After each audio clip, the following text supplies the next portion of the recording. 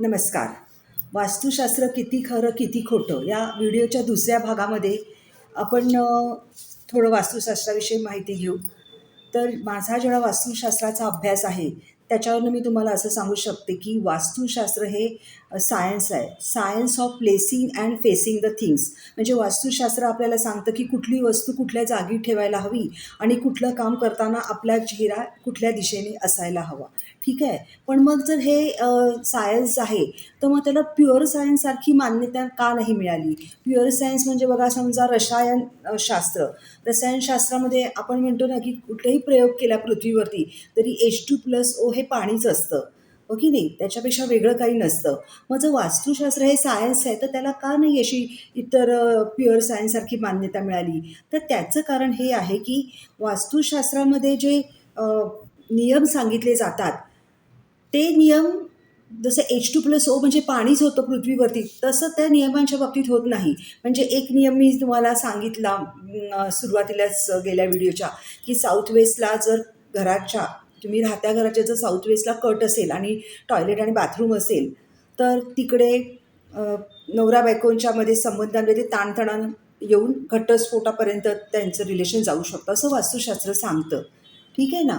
पण मग असं होत नाही ना. एखाद्या बिल्डिंगमध्ये समजा एखाद्या फ्लॅटची रचना अशी असेल की त्याच्या साऊथ वेस्टमध्ये टॉयलेट बाथरूम आणि कट येत असेल, तर मग ती बिल्डिंग जर 7 मजल्याची असेल तर त्या 7 मजल्यावरच्या त्या संपूर्ण ती जी रो आहे फ्लॅट्सची, त्या संपूर्ण 1 to 7 समजा ती 7 फ्लोअर बिल्डिंग असेल तर त्या त्या पर्टिक्युलर रोमधल्या 7ही फ्लॅटमधल्या लोकांचे घटस्फोट व्हायला हवेत की नाही? पण असं होत नाही. कोणाचेच घटस्फोट होणार नाही किंवा एखाद दुसऱ्याचा घटस्फोट होईल. ते असं का? जसं H2+O पाणी होतं तसं मग इथे का नाही असा फिक्स रिझल्ट येत वास्तुशास्त्रामध्ये? त्याचं कारण मला असं वाटतं की वास्तुशास्त्रामध्ये ह्युमन एलिमेंटसुद्धा आहे ना. म्हणजे समजा त्या कुटुंबामधल्या त्या वास्तूचं असं प्रेडिक्शन असेल की असं असं असलं की तणाव येऊ शकतो नवरा बायकोंच्या रिलेशनमध्ये. पण त्या नवरा बायकोंव्यतिरिक्त त्या कुटुंबांमध्ये इतरही सदस्य राहत असतातच की. आणि हा सगळा ह्युमन एलिमेंट हा जो फॅक्टर आहे तो ह्या प्रेडिक्शनवरती काम करतोच ना. मग त्या नवरा बायकोंचे स्वभाव कसे आहेत, ते किती मिळतं जुळतं एकमेकांशी घेऊ शकतात, त्यांच्यामध्ये रिलेशनशिप जपण्याची किती मॅच्युरिटी आहे, त्यांच्या कुटुंबातल्या इतर सभासदांचा स्वभाव कसा आहे, ते ह्या लोकांना सांभाळून घेणारे आहेत की ह्यांच्या रिलेशनमध्ये अजून आग आणि तेल ओतणारे आहेत, किंवा एकूणच कुठलाही समस्या हाताळायची ही प्रत्येक व्यक्तीची पद्धत वेगळी असते. तर त्यामुळे वास्तूमध्ये प्रेडिक्शनचे रिझल्ट प्युअर सायन्ससारखे फिक्स असतातच असं नाही. त्यामुळे पण या वास्तुशास्त्राची विश्वासार्हता कमी होऊ शकते. दुसरं म्हणजे की तुम्हाला माहिती आहे की वास्तुशास्त्रामध्ये असं सांगितलं जातं की दरवाजा हा नॉर्थ ईस्ट, ईस्ट किंवा नॉर्थला असायला हवा. हे पण सायन्स बेसच आहे. कारण का माहिती आहे की जो सूर्यप्रकाश आपल्या घरात येतो तो ह्याच दिशेने येतो. आणि मग घरामध्ये सूर्यप्रकाश असला ना, आणि की जंतूंचा तिथे वावर कमी होतो, निर्जंतुक जागा राहते ती सूर्यप्रकाश असला की. हवा आणखीन खेळती असते. आणि मग जर घर असं प्रकाशमान असेल आणि खेळती हवा असेल त्याच्यामध्ये, तर नक्कीच त्या घरामध्ये राहणाऱ्या लोकांची मानसिकता पण चांगली असते, त्यांचं शारीरिक आरोग्य चांगलं असतं आणि मग त्या सगळ्या गोष्टी त्यांच्या कामकाजावरती, एकूणच त्यांचे रिलेशन्स ते कसे मेंटेन करतात, ह्या सगळ्या गोष्टींवरती रिफ्लेक्ट होतंच ना आपलं शारीरिक आणि मानसिक आरोग्य. तर त्या दृष्टिकोनातनं नॉर्थ ईस्ट, ईस्ट आणि नॉर्थचं दरवाजा वास्तुशास्त्रामध्ये ते प्रिफर करतात. दुसरं म्हणजे त्यांनी सांगितलं की ह्या तिन्ही दिशा हलक्या ठेवायच्या असतात. आता ह्याचं कारण माझ्या मते असंही असू शकतं की त्या दिशांमधनं जर सूर्यप्रकाश येतो, त्या दिशांमधनं जर पॉझिटिव्ह एनर्जी येते आणि मग जर तिथे आपण अडगळ ठेवली, अडचणीचं सामान ठेवलं, तर त्या सूर्यप्रकाशाला येण्याला एक अडथळा निर्माण होईल, हो की नाही?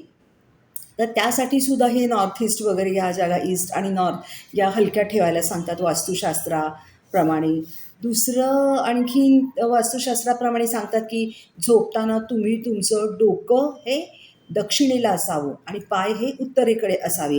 याचं एक कारण असं आहे की आपल्या शरीराचं जे चुंबकीय क्षेत्र आहे ते पृथ्वीच्या चुंबकीय क्षेत्राशी त्याचं अलाइनमेंट केलं की रक्ताभिसरण आपोआप चांगलं राहतं आणि आपल्याला शांत झोप लागते आणि मग आपलं आरोग्य चांगलं राहतं. बघा, झोप नसली की आपली चिडचिड होते, कामात लक्ष लागत नाही. तर ह्या सगळ्या गोष्टी टळतात जेव्हा आपण अशा प्रकारे शांत झोपतो. जेव्हा त्याच्यानंतर वास्तूमध्ये बघा, वास्तुशास्त्रामध्ये असं सांगितलं जातं की की घरामध्ये तुम्ही असं उधळलेल्या घोड्यांचं पेंटिंग लावू नका किंवा महाभारताचं पेंटिंग लावलं तरी ते पेंटिंग लावा जिथे कृष्ण गीता सांगतोय, ते नाही की जिथे हातामध्ये शस्त्र आहे अर्जुनाच्या वगैरे, किंवा एखादी रडणारी स्त्री वगैरे असं नका तुम्ही लावू, कुठलं जखमी पक्षी. तर त्याचं कारण पण हेच आहे की जरा चांगली आपण चित्र पेंटिंग्स घरामध्ये लावलीत ना, देवांची म्हणा, फुलांची म्हणा, निसर्गचित्र वगैरे अशी चांगली, तर मग काय होतं माहिती आहे, आपल्याला प्रसन्न वाटतं. म्हणजे एकूणच आपलं आरोग्य, शारीरिक आणि मानसिक आरोग्य आणि आपली सायकॉलॉजी विचारात घेऊनच वास्तुशास्त्रामध्ये काही नियम सांगितलेले आहेत. पण प्रत्यक्षात काय होतं?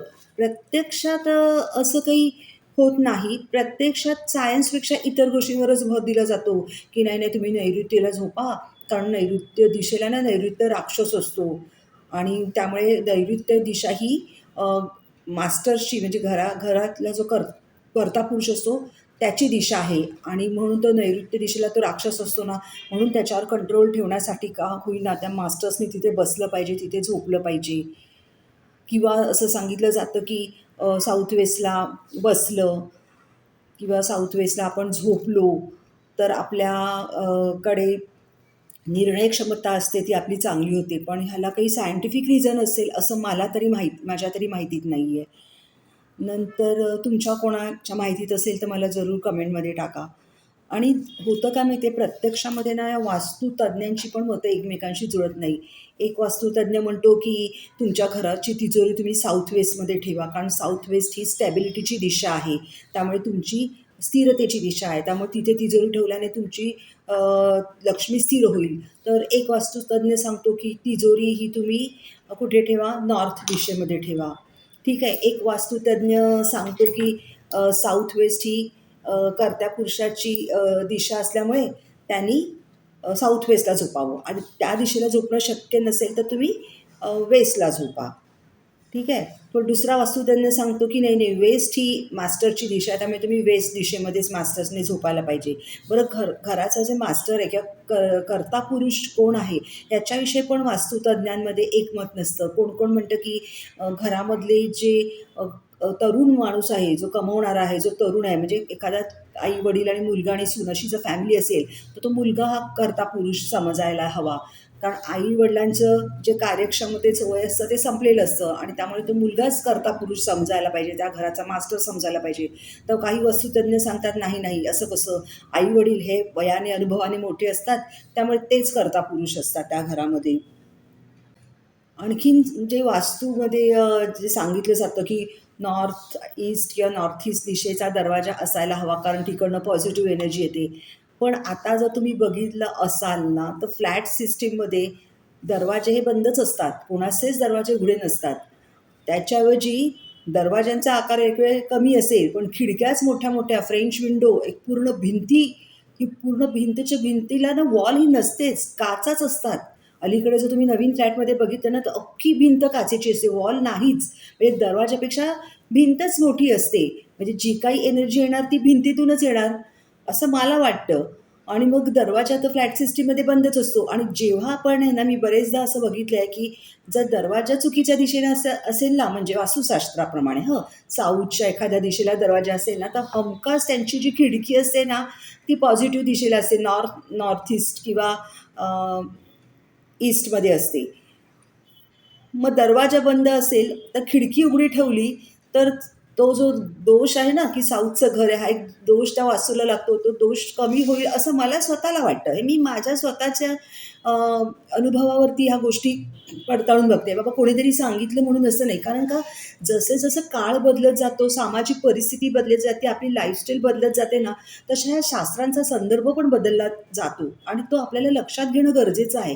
कोणीतरी आपलं सांगितलं तर आपण त्याच्यात ओढत राहिलं तर मग आपल्या ज्ञानाचा उपयोगच काय, आपल्या बुद्धिमत्तेचा उपयोगच काय, हो की नाही? तर वास्तुशास्त्र किती खरं किती खोटं या गोष्टीचा विचार करताना आपण हा विचार केला पाहिजे की वास्तुशास्त्राविषयीचं जे सगळं ज्ञान आहे हे पौराणिक ग्रंथामध्ये उपलब्ध आहे आणि हे सगळे पौराणिक ग्रंथ आत्ता आपल्याला अभ्यासासाठी अवेलेबल आहेत का? आणि जरी असले तरी ते संपूर्ण संस्कृतमध्येच असणार. मग त्या संस्कृती भाषा आत्ता किती जणांना अवगत आहे? बरं, वास्तुशास्त्र आपल्याला कोणामार्फत कळतं? तर आपल्या वास्तुतज्ञामार्फत कळतं. मग आपल्या वास्तुतज्ञांनी तरी ह्या सगळ्या ग्रंथांचा अभ्यास केला आहे का? आणि जरी अशा प्रकारे त्याने अभ्यास जरी केला असेल तरी हेही महत्त्वाचं असतं ना की त्यावेळेचं जे शास्त्र होतं, वास्तू म्हणजे काय, जीवन जगण्याची एक कलाच आहे ना. मग त्यावेळेचं जे शास्त्र होतं ते त्यावेळेच्या जीवन पद्धतीला अनुसरून असं ते शास्त्र होतं. त्यावेळच्या लोकांच्या जीवन पद्धतीला अनुषंगाने त्यांच्या अनुषंगाने बनवलेलं ते शास्त्र होतं. आता काळ किती बदललेला आहे, आता आपली जीवन पद्धती किती बदललेली आहे. मग आपल्या वास्तुतज्ञाकडे त्याची एवढी बौद्धिक कुवत आहे का की या जुन्या ग्रंथांचा त्या त्या त्या काळात त्या काळाच्या अनुषंगाने जे ग्रंथ त्यांनी त्यावेळी लिहिलेले आहेत त्या ग्रंथातल्या माहितीचा आता बदललेल्या जीवनशैलीला अनुसरून असे संदर्भ लावून त्या वास्तूचं प्रेडिक्शन देण्या इतपत बौद्धिक कुवत त्याच्याकडे आहे का? या सगळ्याचा विचार आपण नको का करायला? ठीक आहे ना. आणि मग कसं असतं माहिती आहे की एक वास्तूचं आपण ढोबळमानाने ते एक सांगतात की इकडे हे असलं पाहिजे, तिकडे हे असलं पाहिजे, तिकडे ते असलं पाहिजे, असं सगळं. हो की नाही? पण एका कुटुंबामध्ये एकच सदस्य राहतो असं नाही ना. एका कुटुंबामध्ये आता जरी न्यूक्लिअर फॅमिली पकडली तरी 4 सदस्य असतात. कधी-कधी वयस्कर आई-वडील असेल तर 6 सदस्य असतात. मग असंही होतं ना की एखादी वास्तू एखाद्या व्यक्तीसाठी लाभदायी असते, त्याच्या ग्रहांप्रमाणे. पण ती दुसऱ्या व्यक्तीच्यासाठी लाभदायी असेलच असं नाही. मग अशा वेळी उपाय सांगितला जातो, मग तुम्ही असं करा ना, तुम्ही ॲस्ट्रो वास्तू कन्सल्टन्सी करा. म्हणजे पत्रिकेप्रमाणे ते करा. मग पत्रिकेप्रमाणे प्रत्येकाच्या ती वास्तू ची कन्सल्टन्सी करणं हे तेवढं काही प्रॅक्टिकलही वाटत नाही मला तरी. आणि दुसरं म्हणजे बऱ्याच गोष्टी म्हणजे आत्ता माझ्या वाचनात असं आलं की एका वास्तुतज्ञाने सांगितलं की वास्तूचे जसं वेगवेगळे प्रकार आहेत. जसं मी आता सांगितलं ना की ॲस्ट्रो वास्तू कंप्लायन्स, तसं एक राजवस्तू आणि प्रजावस्तू अशी एक प्रकार आहे. म्हणजे काय म्हणे, तर पहिल्यांदा वास्तुशास्त्र हे फक्त मोठे मोठे राजे आपल्या महालांचं वगैरे असं वास्तुशास्त्र करायचे. आणि जेव्हा सामान्य माणसांना ते कळलं तर त्यांना असं वाटलं की अरे रे, राजा वास्तुशास्त्राप्रमाणे सगळं करतो म्हणून त्याच्याकडे संपत्ती आहे. आणि म्हणून मग सामान्य माणसं सुद्धा राजाच्या जो वास्तुतज्ञ होता त्याच्याकडे जाऊन सांगायला लागले की आमच्या घराचं पण तुम्ही वास्तुशास्त्र आम्हाला करून द्या. आणि मग जेव्हा राजाला हे कळलं की अरे बाबा, हे सगळेजण असं वास्तुशास्त्रप्रमाणे आपलं घरं करायला लागले तर त्यांची पण बरकत होईल आणि मग राजा आणि प्रजेमध्ये फरकच काही राहणार. म्हणून म्हणे त्या राजाने काय सांगितलं की तुम्ही त्या वास्तुतज्ञांना की नाही नाही, माझं शास्त्र, माझ्या घराचं जे वास्तुशास्त्र तुम्ही कराल ते सामान्य नागरिकांच्या वास्तुशास्त्रापेक्षा वेगळं असलं पाहिजे. आणि म्हणे राजाच्या घराचं जे वास्तुशास्त्र होतं ना त्याच्यामध्ये 16 दिशा पकडल्या जायच्या आणि त्याप्रमाणे ते वास्तुशास्त्र त्या घराचं केलं जायचं. आणि सामान्य माणसांच्या घराचं वास्तुशास्त्र करताना फक्त 8च दिशा पकडल्या जायच्या. आणि म्हणून आज आपण जे आत्ता जे हल्ली तज्ज्ञ जे वास्तू कन्सल्टन्सी करतात ना, तर ती वास्तू कन्सल्टन्सी फक्त 8 दिशा विचारात घेऊन करतात. म्हणजे आपल्यासाठी जी केली जाते ती वास्तू आहे आणि राजा वास्तू ही आपल्यासाठी केलीच जात नाही असं त्या तज्ज्ञाचं म्हणणं होतं. पण आजच्या काळात कोण राजा आणि कोण प्रजा आहे? मग आपल्यासाठी सुद्धा जर करायचंच असेल वास्तू कन्सल्टन्सी तर ते राजाच्या वास्तुशास्त्रानुसारच ते व्हायला हवं, नको का? म्हणजे आपण अर्धवट ज्ञानमध्येच पुढे जात आहोत, हाही त्याचा एक अर्थ झाला असतं त्या व्यक्तीचं जे वाचलं मी, राजवस्तू आणि प्रजावस्तू. त्यामुळे मला असा संदर्भ करावासा वाटला त्या गोष्टीचा. मग वास्तुतज्ञ जेव्हा आपल्या घरी येतो आणि जेव्हा तो आपल्याला सांगतो की अरे हे तुमचं घराचं ही दिशा चुकीची आहे, हा कट आहे तिकडे, हे सगळ्या गोष्टी तो सांगतो. आणि मग रेमेडी म्हणून तो काय सांगतो, एकतर त्या घराची तोडफोड तरी करा, नाहीतर पिरॅमिड्स लावा, यंत्र लावा. कधी कधी तर रत्नांचे सुद्धा उपाय सुचवले जातात. म्हणजे मी जेव्हा तुम्हाला सांगितलं ना माझं घराचं 2% तेव्हा त्यांनी मला रिपोर्ट दिला होता की 2%च तुमचं घर पॉझिटिव्ह आहे. तर ही गोष्ट जवळजवळ 18 वर्षापूर्वीची गोष्ट आहे. आणि 18 वर्षापूर्वी मी जवळजवळ 60,000 ते 70,000 रुपये खर्च केले होते त्यावेळेला. आजही 60,000 ते 70,000 ही खूप मोठी गोष्ट आहे. कारण ती यंत्र मी लावली त्याचा मला खरंच काहीही फायदा झाला नाही. नंतर मी सरळ ती यंत्र काढून एका बॉक्समध्ये भरून ठेवली. काहीही माझ्या आयुष्यात त्याने फरक पडला नाही. साधी आपण भाजी घ्यायला जातो की नाही, तेव्हा सुद्धा आपण बघतो कोथिंबीर बघा आता ₹70 किलो झाली, पण आपण बघतो की नाही कशी आहे, पानं बरोबर आहेत ना, हे आहेत ना, ते आहेत ना. एखादी इलेक्ट्रॉनिक वस्तू आपण घ्यायला गेलो तर आपण त्याची वॉरंटी आणि गॅरंटी मागतो. पण आपण हे वास्तू या विषयावरती आपण जेव्हा एवढे पैसे खर्च करतो ना, तर आपण त्याची साधी गॅरंटीसुद्धा घेत नाही, की वॉरंटी पण नसते, की बाबा ही यंत्र एवढी तुम्ही लावली आहेत, त्याचा इतक्या दिवसात तुम्हाला हा रिझल्ट मिळाला पाहिजे, याची कोणीच गॅरंटी घेत नाही. ठीक आहे.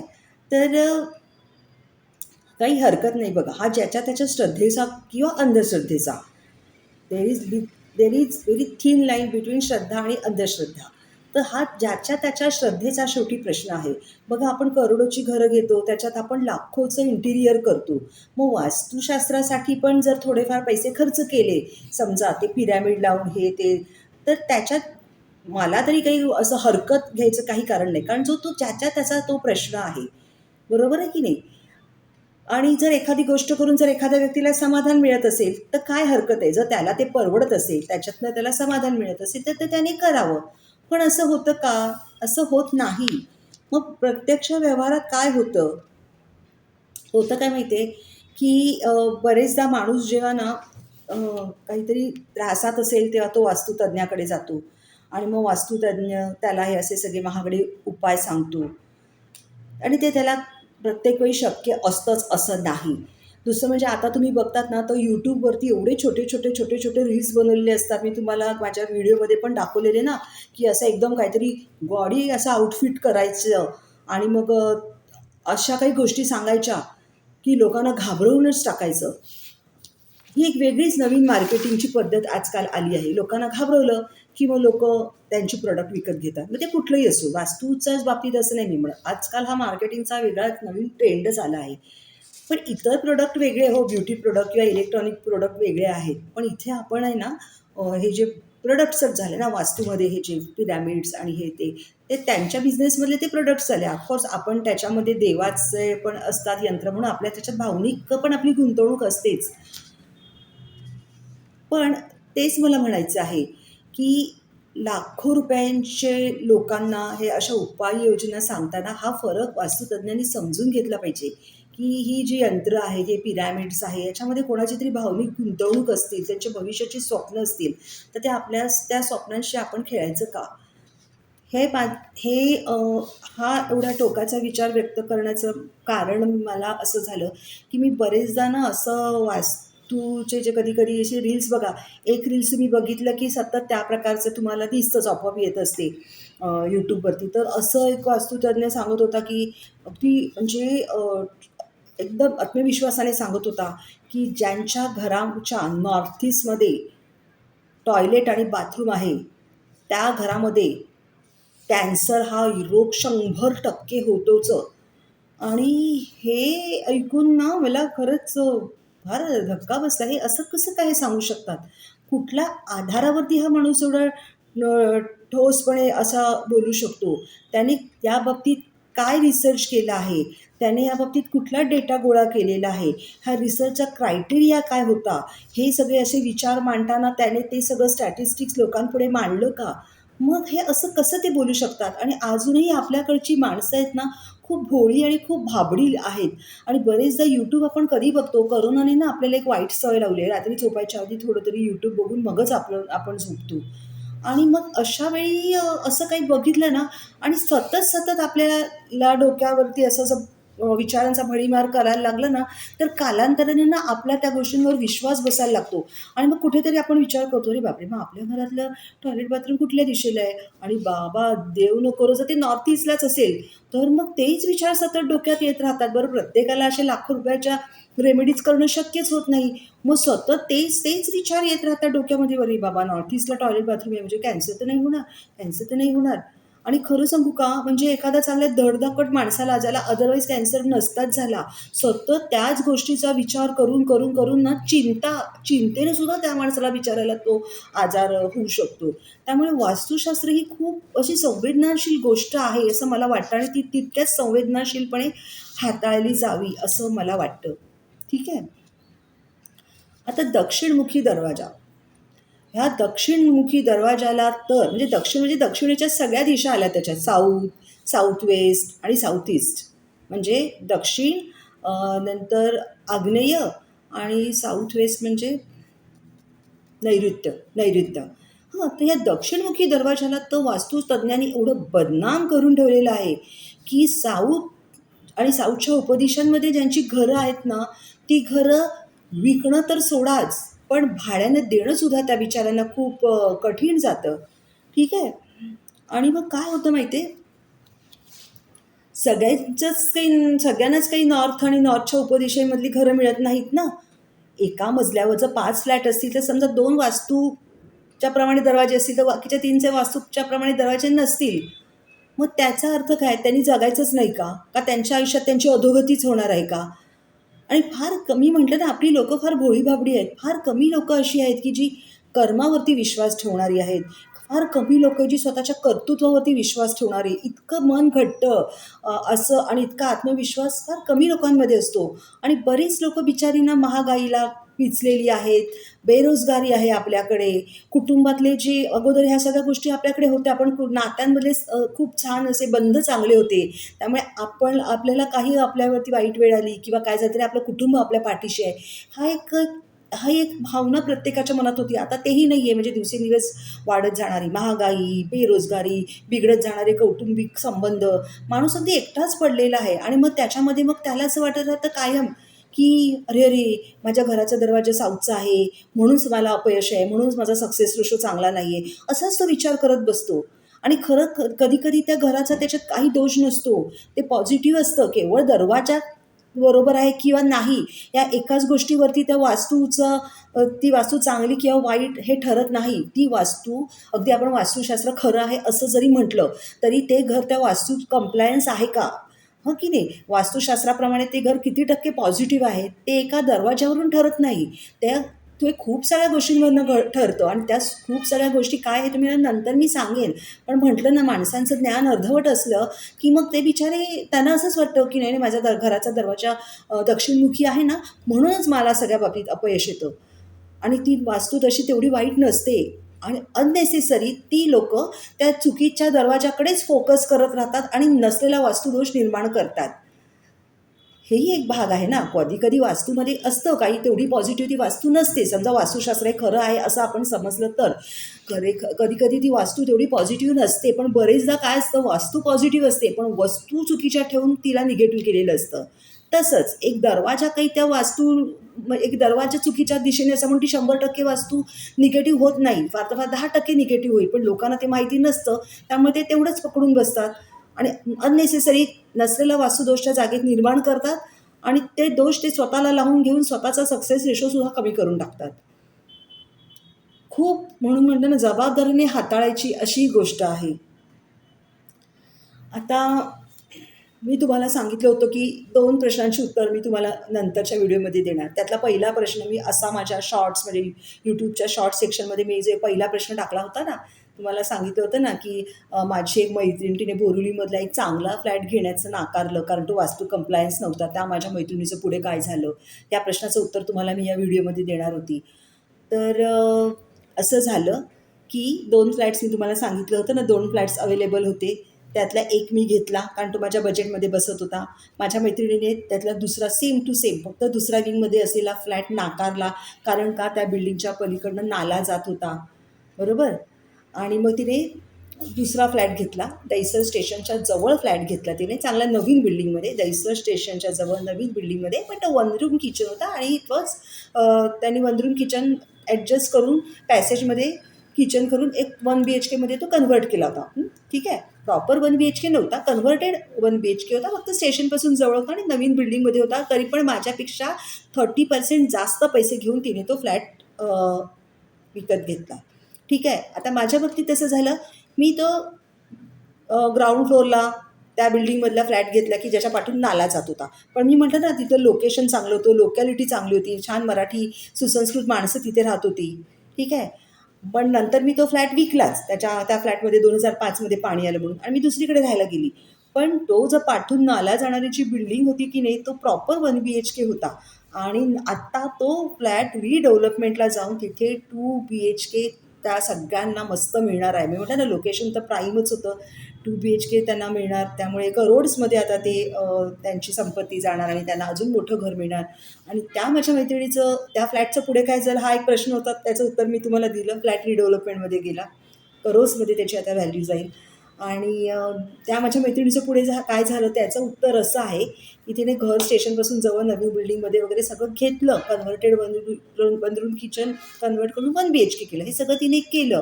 पण या वास्तूच्या ह्याच्यामध्ये वगैरे म्हणा, तिने लिगल पेपर्स तिचं बघण्याचं राहून गेलं. म्हणजे जेवढं वास्तू कंप्लायन्स घर हवं म्हणून तिचा अट्टहास होता ना, तर त्याच्यापेक्षा तो लिगली ते घर किती योग्य आहे त्याचा जर तिने अट्टहास ठेवला असता ना, तर ते बरं झालं असतं. कारण त्या घराला ना ओसीच नाही आहे. आज तागायत त्या घराला ओसी नाही आहे.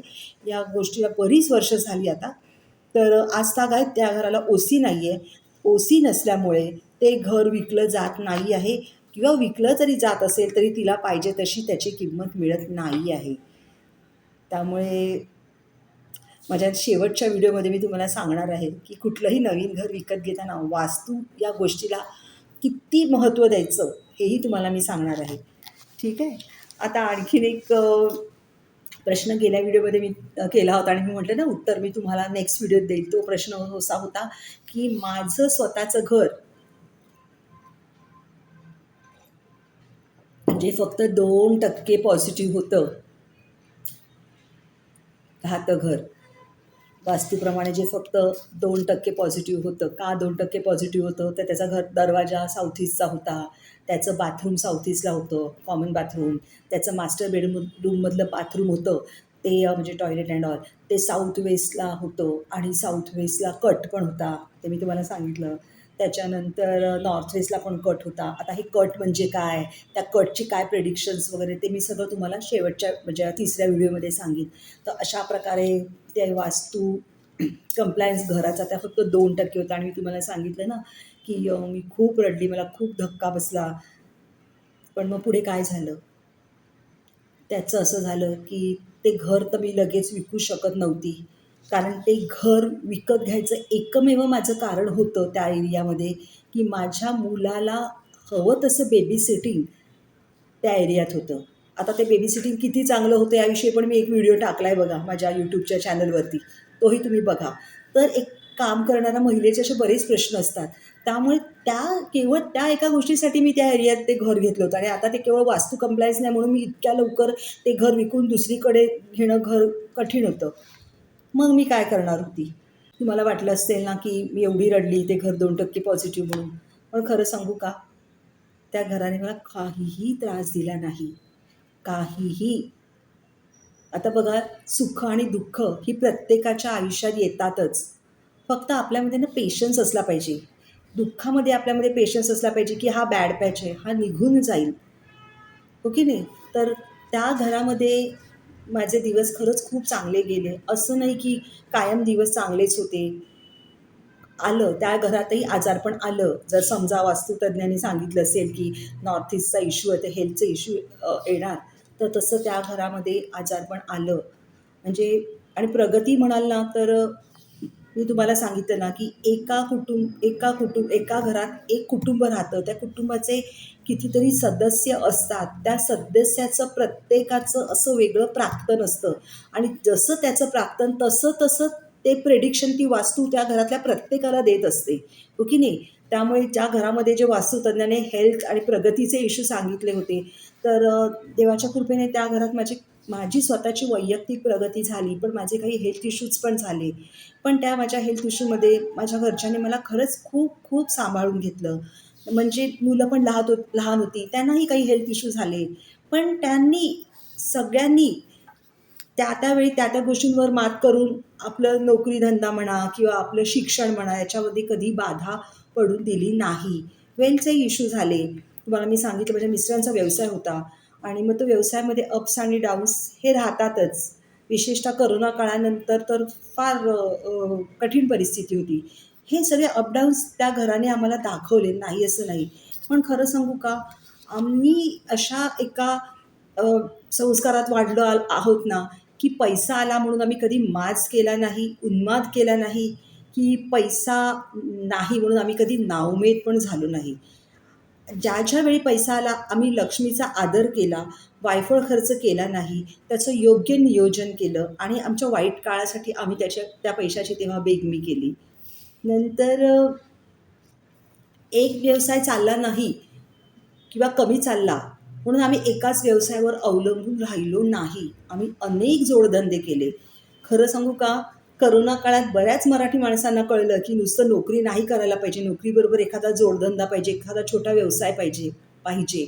पण हे तत्त्व ना आम्ही आमच्या आयुष्यामध्ये खूप अगोदरपासून अनुसरलं होतं. आम्ही अनेक जोडधंदे केले आणि त्या जोडधंद्यांमुळे काय झालं, चला जेव्हा मेन व्यवसायातनं पैसे मिळत होते तेव्हा ते आम्ही त्या जोडधंद्यात टाकले आणि जेव्हा मेन व्यवसाय आमचा नव्हता चालत तेव्हा त्या जोडधंद्यातून आम्हाला काही ना काहीतरी उत्पन्न येत राहिलं आणि त्याहीपेक्षा माहिती आहे का, या जोडधंद्यांमुळे ना आम्ही बिझी राहिलो, म्हणजे मिस्टर माझे किंवा आम्ही बिझी राहिलो, आमच्या छान छान लोकांशी ओळख झाली, त्यामुळे आमच्या मनाची उमेदसुद्धा टिकून राहिली.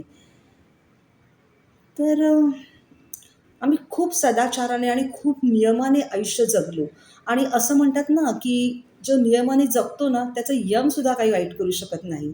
त्यामुळे मी मगाशी तुम्हाला म्हटलं ना, की प्रत्येक कुटुंबातली 4 व्यक्ती असल्या ना, तरी त्या 4 व्यक्तींचं प्राक्तन वेगळं असतं आणि त्या प्राक्तनाप्रमाणे ती वास्तू त्या व्यक्तीला प्रेडिक्शन देत असते. म्हणजे कोणाला हेल्थ इश्यू होतात, कोणाला आर्थिक इश्यू होतात, कोणाला मानसिक त्रास होतो, बाहेरच्या लोकांमुळे त्रास देतात त्यामुळे त्रास होतो.